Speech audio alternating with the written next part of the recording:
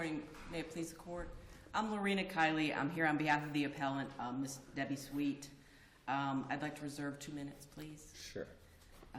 There's two major issues, the equitable distribution, the $112,000 in waste, and the durational alimony. There's also a sub-issue about a bank account, which I'm not going to address today just because of the amount in controversy. First, I want to go over the durational alimony award, though. This was an unusual ruling by the trial court. Basically, the trial court found that the husband needed $1,500 per month in alimony. But then the trial court found that the wife had the ability to pay that amount, except that the trial court had already ordered her to pay $1,500 a month for the cash equalizing payment. As a result of that, the trial judge then said, I'm not going to award the $1,500 per month durational alimony. I'm going to award the durational alimony award in abeyance. To me, what the trial court was really saying was the wife has no ability to pay this alimony because of the prior awards in the final judgment. It's my contention that the trial judge at that point should have denied alimony because there's no ability to pay. And the award in abeyance, it's not found in the statute. The alimony statute is very detailed now. But wouldn't that also be effectively saying he gets to pay his own alimony by giving up equitable distribution, equalizing payment?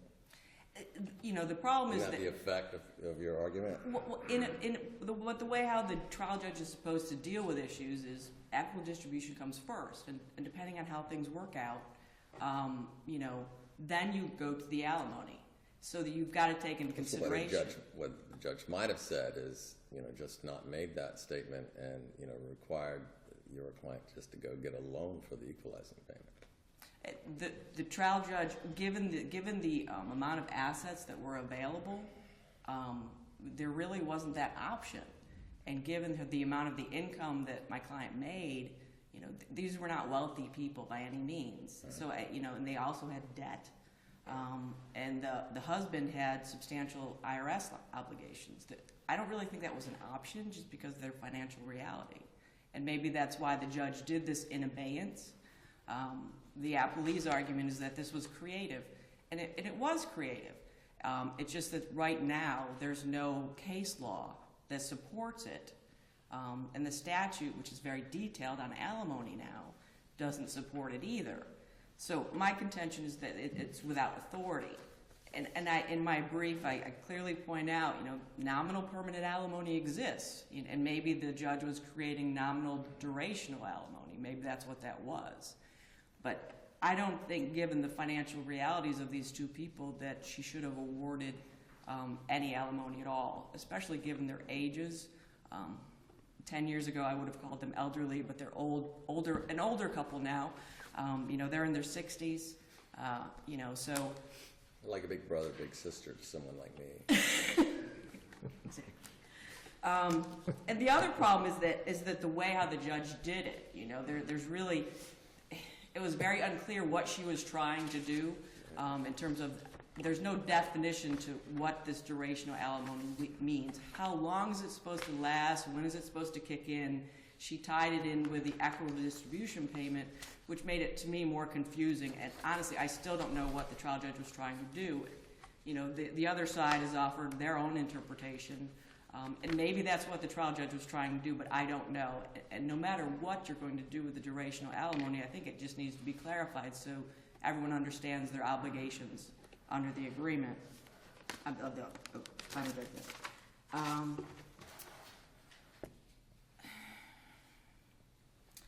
Also on durational alimony, the trial judge on two things in terms of the husband's need didn't take into consideration the fact that he does have the ability to earn income. The trial judge made a finding that this guy was completely disabled as a result of being a POW back in the 1960s. The husband worked for 30-something years after being a POW. Granted, you know, he provided service to the country, and that's great. But the reality is the judge took that too far. Even the husband himself said, you know, it just impairs my ability to work. It doesn't prevent me from working. And I would suggest that he's got substantial experience, but, he even said, I think because I'm 65 years old, I shouldn't have to work. My client was 62 at the time of the final hearing, just throwing it out there. But the reality is if she's got to work, she's an accountant. She's got to work, at least minimum wage should have been imputed to him. And given the $1,500 a month that the trial judge found that he needed an alimony, that would have gotten rid of the alimony award right there. And or alternatively, the Social Security benefits that were available to him, $1,200 per month, which he didn't even, he applied for them and then voluntarily took away his application. And I have no idea if he would have this IRS problem that he testified about at trial that he would have, that the IRS would seize his Social Security benefits. It's not in the record. But the reality is the trial judge could have ordered him to at least apply. If he got something, anything he got, it could reduce dollar for dollar the amount of alimony from the $1,500. The court could have at least reserved on that issue. The other big issue is the waste determination, the $112,000 in marital assets that the trial judge found my client wasted. My client is an accountant. She prepared extremely detailed schedules for the court. Honestly, it is almost as though the court used those schedules against her because she basically took every bank account, every retirement fund, and both parties had retirement funds that they distributed to themselves. She had her earnings. She accounted for every penny of those expenditures over a period of 3 years. Only 3 months of that was post-filing. And as to those post-filing expenses, it clearly showed she was trying to pay temporary support, her own living expenses. She paid fees for both sides. And basically the judge went through those schedules that she prepared and picked out certain things and said, you shouldn't have spent this money. And I think it was very intrusive of the court to inquire into someone's marriage this way. Marriage is a partnership. All marriages are different. The husband said, I didn't know anything was going on. But he voluntarily in the marriage turned over all the finances to her because of his IRS problems. He let her put all of his nationwide retirement under her own account and under her sole control. He allowed that to happen.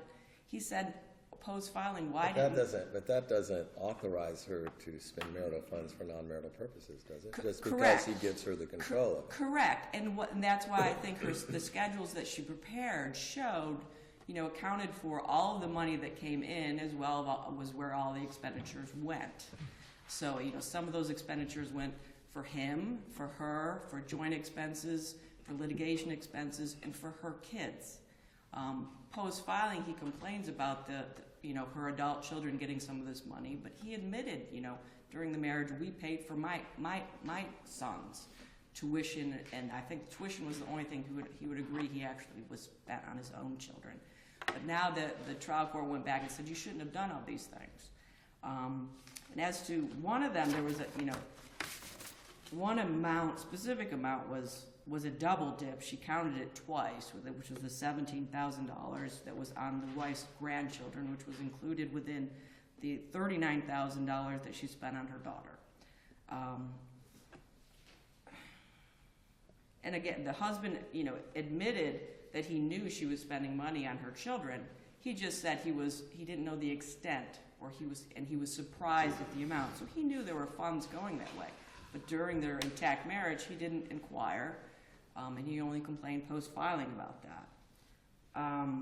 There was another amount, $20,000, that the trial judge said was marital waste, and this was expended in 2011 at a time when they were having some marital problems, but my client clearly testified, we had marital problems, I got concerned, I took some money out, we got back together, and then I accounted for that $20,000 in the schedules.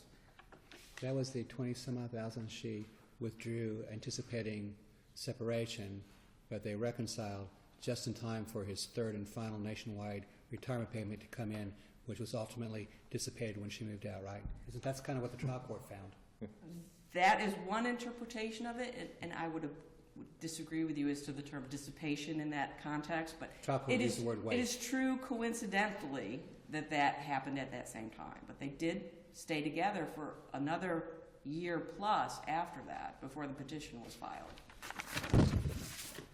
And then there was an expenditure right around the time of separation, the actual filing, that was $6,000 that the trial judge said she should not have spent. But she clearly said she used those for car expenses for her vehicle and his vehicle, as well as her expenses and his expenses. Because what she would do is she would have all the money, he would come to her for money, even post-filing, and she would give him whatever he asked for. And those were accounted for in the schedules. And the other thing was the $7,500 in temporary support that the trial judge said she should not have spent, and it was waste. In the order on the motion for rehearing, the judge clarified that the reason why the judge included this as waste is that the wife had enough income and she didn't need to invade marital assets. But the reality is she was the only one with earnings at that point in time. She had $80,000 gross. She was paying her own expenses, his expenses.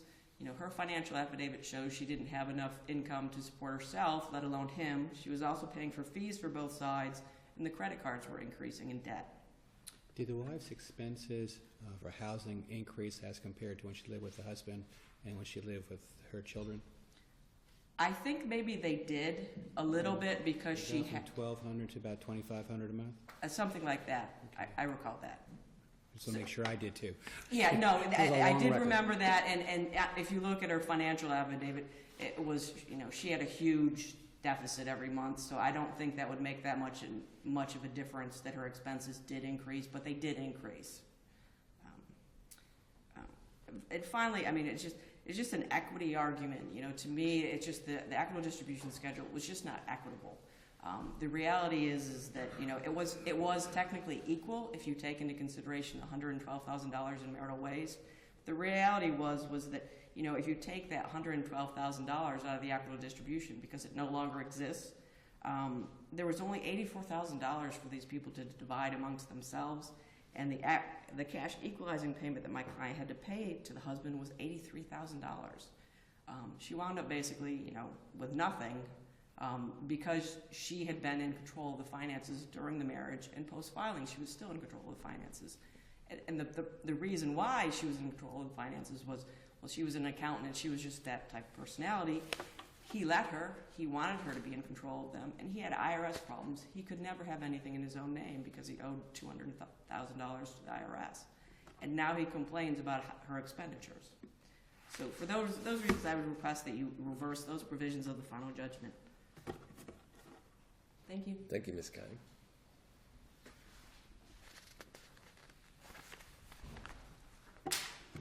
May it please the court.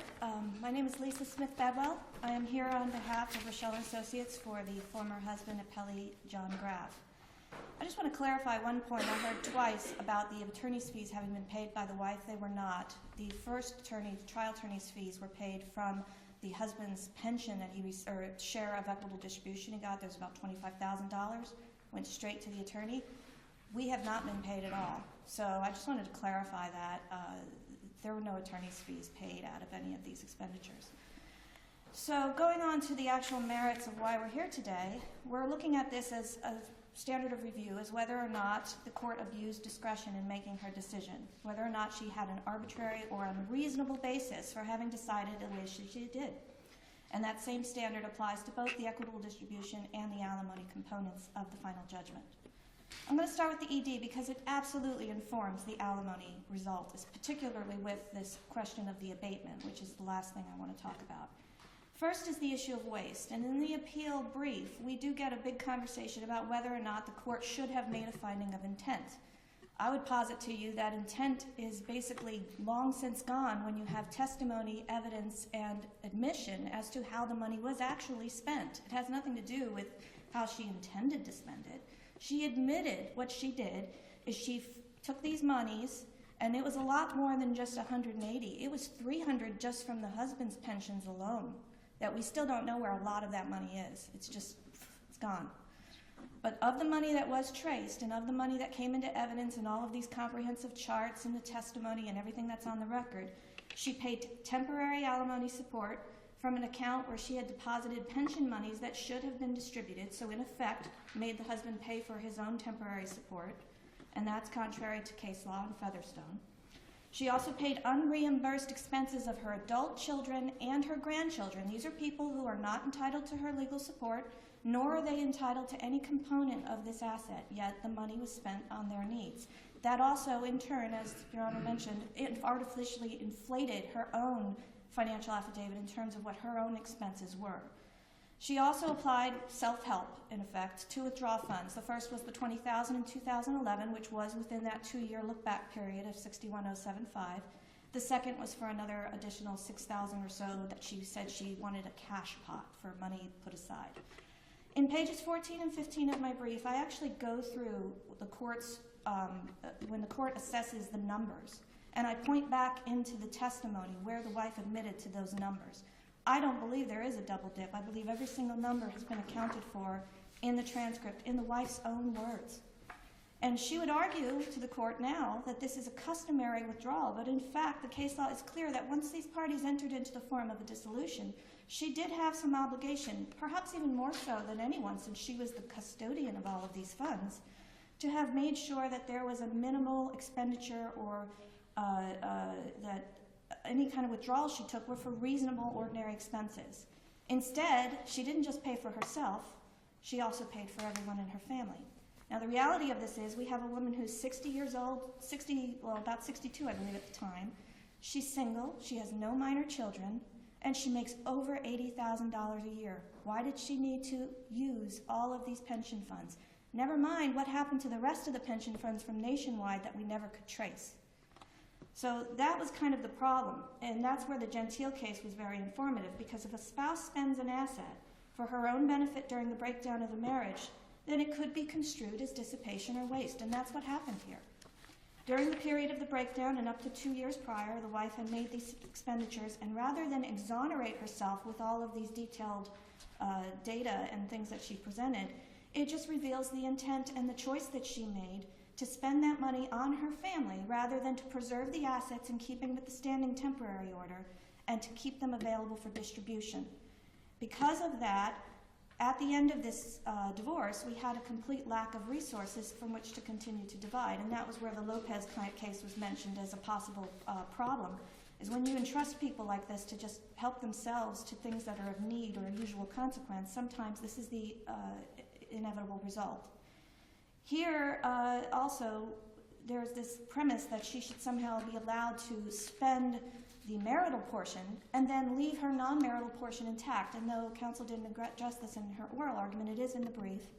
And this is about that Mid-Florida Keystone account. The wife took a pension that was largely marital. It had a very minor non-marital component, like $6,000, $6,500, so 80% of it was marital.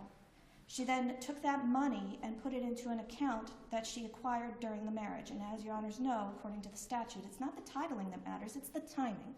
It was a marital account, and she commingled the fungible money funds into it. This is right out of Fringle case. So by nature, she changed the whole dynamic of whatever non-marital component was left of that pension. She then took that marital asset and used that up during the course of the dissolution from $42,000 down to $10,000. And now wants the court to award her the $10,000, saying that $6,500 of it was non-marital when she started. Sounds like special equity, and that's been abolished. It's also a total contradiction of the whole tracing of the fund, which went through this conversion by virtue of the deposit. So the question of the equitable distribution, I don't believe there's been any abuse of discretion in either of these findings. They were absolutely reasonable and in keeping with the case law. And they're, in turn, a lot of the reason that precipitated the need for alimony, because without the nest egg of his retirement, without the benefit of equitable distribution, this man has had no means by which to pay his own bills. And that's where we move into the alimony conversation. There were 3 issues raised in the brief about alimony. One was the need finding, one was the imputation finding, and the last was this application of the abeyance. With regard to need, there's some conversation about the number, but the number is expressed in the final judgment. It's $1,500. The husband has need of, the wife has ability to pay $1,500. Bear in mind, this is the second analysis of need that the court has assessed. She also did temporary relief on the same financial affidavits and made that same finding of that number. We've had record evidence all throughout of the financial affidavits that were presented, the cross-examination, the direct examination of each party's needs, and that number is fully supported. Moreover, the factors of 6108 are completely considered here as well, and we have minimal net worth in this party. We have a lack of income or income potential due to his age and other issues that were brought up. The property division award that has been made, well, effectively the distribution to the wife, self-distribution to the wife, has effectually made that moot. The husband has a lack of assets. He has significant non-marital liability in the form of this tax problem, and the lack of retirement benefits. And again, the reason he has a lack of retirement benefits is because of $300,000 that he himself trusted the wrong person to manage is now gone. Just like when she managed to put her Fringle account into that marital thing, he did the same thing, and that's why we can't account for it now. It's gone. So each factor kind of supports completely the finding that he has a need. The next question was the imputation. And there we have broad discretion, as according to Sarah, as far as what the trial court can assess with the imputation of income. It was the former wife's own burden to show that the husband was capable of earning more by his best efforts. That is clear in all of the case law. And there simply was not enough evidence in this record to support imputation. She had her chance to make her arguments. She even could have done a vocational evaluation, and she chose not to. Instead, she came to court, and she testified, and she said, well, I know what he was doing during the marriage, but I don't know what he's doing now. Well, that's a lack of her evidence. That's not a lack by the court. That wasn't Judge Catlin's error. That was the wife's litigation choice. So I believe that there's no error in not imputing him additional income. As for the abeyance, I did call it creative, and I'll explain a little bit behind my theory on this. The statutes in 6108 are very specific that one of the factors is to do equity and justice, and this is kind of like what we call the catch-all. Obviously, there's case law already to support this de minimis award where we have a clear finding of entitlement and need, but the ability is lacking, and that's been long-standing case law that dealt with permanent alimony, obviously. Well, in 2008, when the statute was reassessed and the durational alimony came out, nothing in the durational alimony statute specifically precludes this de minimis solution. But on the same token, the durational alimony has this finite term that cannot be modified. Now, at the time that statute came around, I happened to still be at the 13th as a staff attorney, and we had this problem almost immediately in cases of durational support, such as this one, where what do? We have need, we have entitlement, we don't have ability to pay. What are we going to do? So we just started doing what was done here. We did this abeyance solution. It was done before. This is a great opportunity to find out if we've been doing it right. Because at this point, there is no case law for or against this solution that I'm aware of. And you do have a situation here where it was absolutely the right decision because by virtue of the equitable distribution, this woman has no ability to pay the alimony that but for her own dissipation of the assets, she would have had. That dissipation made it so that my client didn't have any entitlement to that ED funds. He didn't get any of that lump. He now has to be recompensed for that to the expense of his alimony entitlement that otherwise should exist. I do believe it is absolutely clear when the alimony picks up. It picks up when the amortization schedule is ending, and then it goes 5 years of alimony. As for this idea that it would kick in as alimony if she stops paying, that was to give him some sort of an enforcement action because the judge was trying to acknowledge that he did have need for these funds. I don't believe it takes away his entitlement to that equitable distribution entitlement in any fashion. And it was a solution that was designed for this case to do equity and justice between the parties. I do believe that there was no abuse of discretion in that ruling either or any of the alimony rulings, and we would ask that the court affirm and uphold Judge Catlin's final judgment. Thank you, Ms. Thank Bidwell. you. I just wanted to clarify that the schedule that my client prepared on the waste issue included the $344,000 or so approximate that was the nationwide retirement. The $27,000 in attorney's fees referenced in the argument were addressed in the schedule as well. Just to show that the husband received his portion of these proceeds, that my client's schedule showed that $208,000 of the total amounts that were accounted for went to him alone. $210,000 went to their joint expenses. My client received $195,000, and then there were the amount, the $27,000 for the fees, and then the other amounts were for my client's children. So that was taken into consideration. A vocational evaluation was not needed in this case to impute income. He clearly said, I can work, my previous war experience impairs my ability, but it doesn't prevent me. Given that he said, I don't think I should have to work because I'm 65, the court was well within its discretion to impute minimum wage income to him under the case law. Counsel conceded that my client had no ability to pay alimony after she was paying the cash equalizing payment. And if, in fact, the interpretation of the abeyance issue is as suggested by counsel, that would mean my client would be 71 years old before her alimony obligation terminates. So I think there needs to be clarification in terms of what exactly the trial judge meant on the abeyance issue, so my client knows what her obligations are. Thank you. Thank you. Thank you both.